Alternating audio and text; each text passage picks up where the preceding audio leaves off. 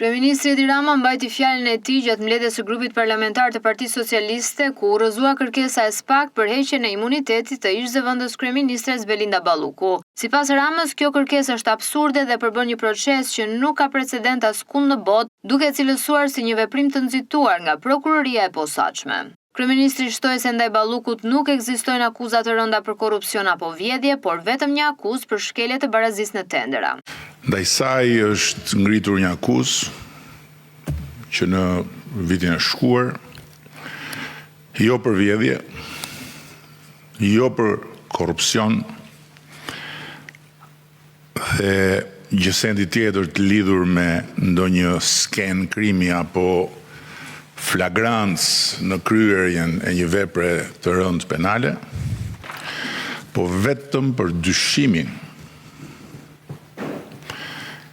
e arsyeshëm se në cilësinë e ish-ministres infrastrukturës dhe energjisë ka kryer veprën penale pa barazi në tendera publik. 6 vite më parë, bazuar në disa mesazhe të gjetura vite më vonë në celularin e një ish drejtori.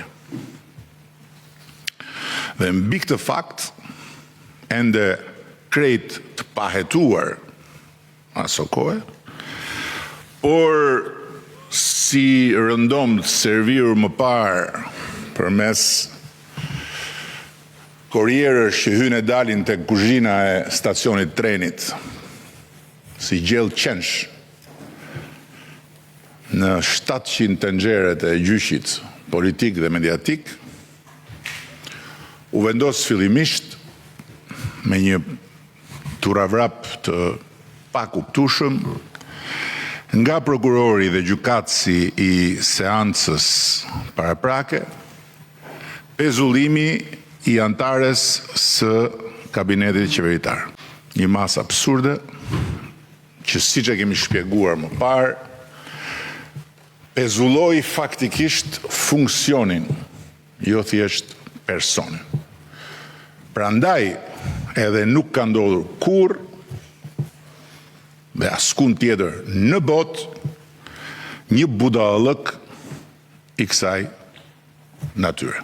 Ai tha se Balluku është ndër deputetet më të votuara të mazhorancës dhe vuri në dukje sfidat e sektorit të dyfisht që ajo ka drejtuar për rreth 6 vjet. Por ndërkohë që Belinda Balluku u kthye në shtrigën që duhet djegur në turrën mesjetare të druve me zjarr molotovësh dhe tërë fondet e mobilizuara si asnjëherë më parë në këto vite nga burimet e shtetit, të organizmave financiare ndërkombëtare apo të sipërmarrjes private për infrastrukturën u kthyen në parat grabitura prej asaj vet, unë pikërisht sot duhet t'u them shqiptarëve se ndryshimin epokal që vazhdon dhe do të vazhdojë në sektorin e infrastrukturës dhe në sektorin energjetik të vendit tonë, nuk e solli koha. Nuk e sollën as thjesht parat. Para janë harxhuar plot edhe më parë për ato rrugët e lëna rrugëve. Nuk e solli askush dhe asgjë tjetër. Përpos votës tyre për këtë parti, për qeverinë e kësaj partie, ku bën pjesë edhe Belinda Balluku si antare e kryesisë Partisë Socialiste, si një ndër njerëzit tanë më të votuar dhe më të mbështetur nga zgjedhësit, e cila për 6 vjet me radhë drejtoi Ministrinë e Infrastrukturës dhe Energjisë, duke punuar pa orar, luftuar pa rezervë, për të realizuar në afat dhe në cilësi objektivat ambicios programit ton qeverisës. E di që edhe këtu mes nesh ka disa që mendojnë se fitoret shëmbullore elektorale të Belindës dhe skuadrave të udhëhequra prej saj në territor burojnë nga fuqia e pushtetit që ajo kishte. Kjo mbetet për t'u parë në zgjedhjet e afërta vendore në qarkun e Fierit, ku ajo do të vazhdoj të drejtoj qarkun dhe nuk do t'jetë më në asnjë pushtet ekzekutiv. Rama nënvizoi gjithashtu se nuk do ta shpall as hero dhe as viktim Ballukun dhe nuk do të shkel vijën e kuqe të vendosur pas reformës në drejtësi.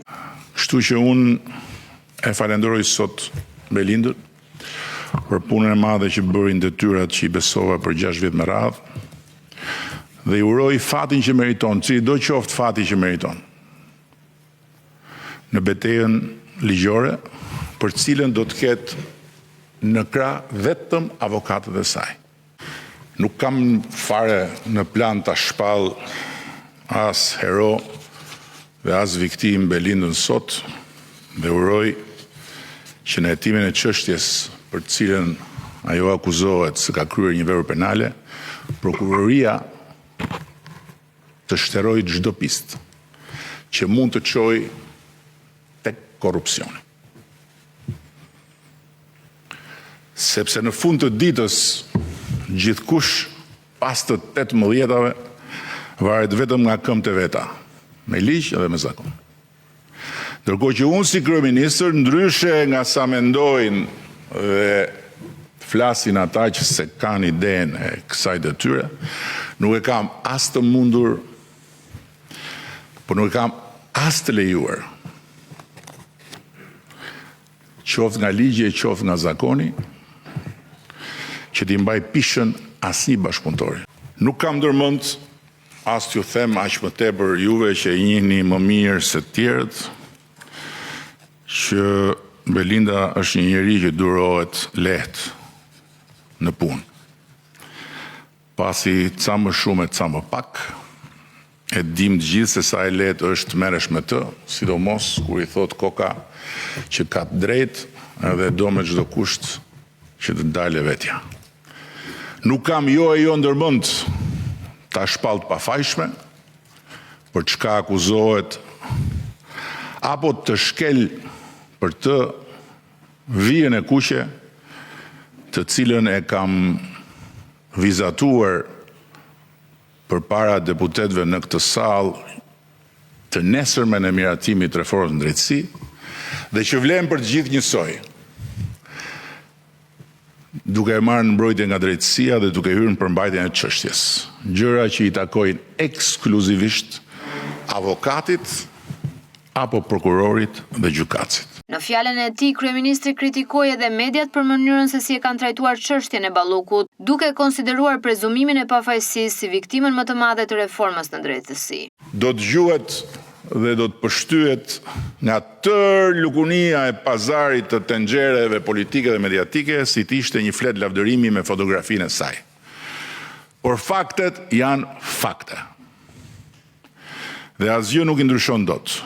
Ndërkohë që për mua, për ne, këto nuk janë faktet e pafajësisë apo të amnistisë, për çfarëdo faj mund të ketë bërë Belinda, të cilin sidoqoftë nuk e përcaktojnë dot as një prokuror, as 2 uturak mediatik qimbellinj, që mbledhin e hedhin jashtë nxjerrjet e urrëties ndaj nesh, duke pastruar para dhe duke bërë evazion fiskal në sytë e mbyllur të prokurorisë që i ka dosjet për të dyja këto akuza të depozituara institucionalisht nga tatimet e Republikës Shqipërisë. Po tatimet e Republikës Shqipërisë janë të Republikës. Prandaj nuk janë aq të rëndësishme se sa janë qimbellinjt, që janë të hurit dhe të litarit. Atë fajsin ose pafajsin e përcakton vetëm procesi gjyqësor. Ndërsa pasqyra e fakteve të një pule kolosale nuk i takon kursesi një individi thjesht me një rol të pamohueshëm në të gjithë zinxhirin e arritjeve në 2 sektorë kaq të rëndësishëm, po të gjithë atyre që kanë pasur një rol për të luajtur nga skuadra e qeverisë tek ajo e Ministrisë Infrastrukturës. Ai gjithashtu foli për volumin e madh të dosjes dhe për një incizim që sipas tij është totalisht manipulativ, por po prezantohet si provë. Unë do i ktheja mbrapsht ato 16.000 faqet si një qasje jo serioze. Për mua ofenduse, po unë base ofendohem letë. E përfaqësuesit pushtetit të pavarur gjyqësor ndaj përfaqësisë së pushtetit të pavarur legjislativ. Dhe pikërisht si iluzion optik fenomenin e volumeve të mëdha të kërkesave të prokurorëve me fjalët e ndjespas Stavri Çeços, profesor i nderuar i Fakultetit Drejtësisë, i cili thoshte: kur s'ka prova bindëse shkruhet gjatë se flet prokurori. Kur ka prova bindëse shkruhet shkurt se flasin provat. Tani, besojni ose jo, unë vetë as nuk e kam dëgjuar, as nuk kam ndërmend ta dëgjoj këtë kërcënim të incizuar për të lexoj proces verbalin.